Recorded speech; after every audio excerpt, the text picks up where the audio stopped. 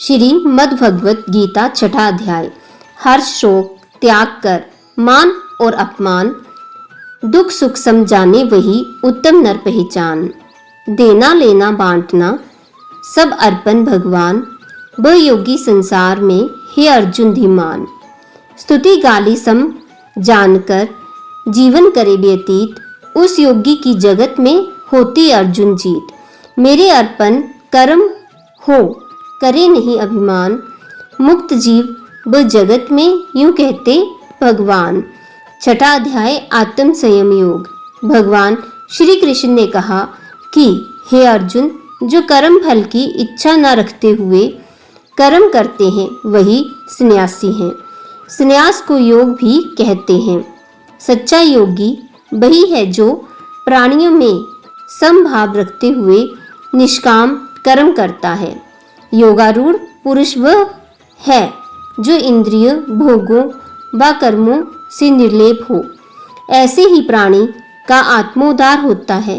हे पांडुपुत्र, जिसका अंतकरण निर्मल है तथा जो अपनी आत्मा में मेरे ही स्वरूप का चिंतन करता है, उसे सर्दी गर्मी मान अपमान सुख दुख आदि परेशान नहीं करते।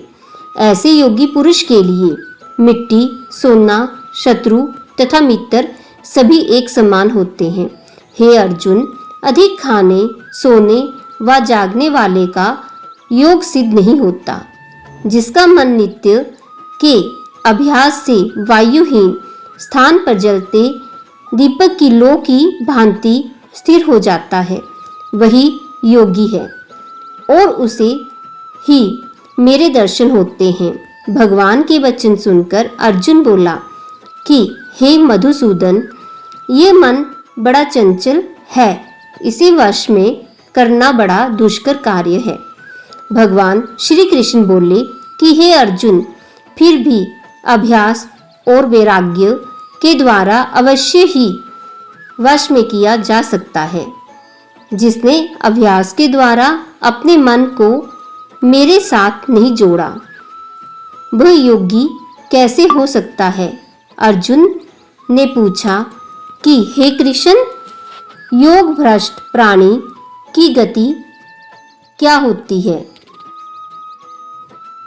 ऐसा योगी कहीं वायु के वेग द्वारा आसमान में छाए बादलों की भांति छिन्न भिन्न होकर नष्ट तो नहीं हो जाता। आप मेरे इस संशय को दूर करें।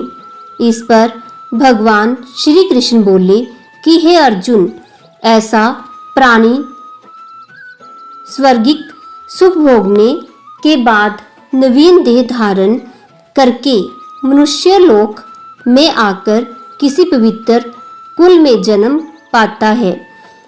ऐसे प्राणी को पूर्व संस्कारों की स्मृति बनी रहती है।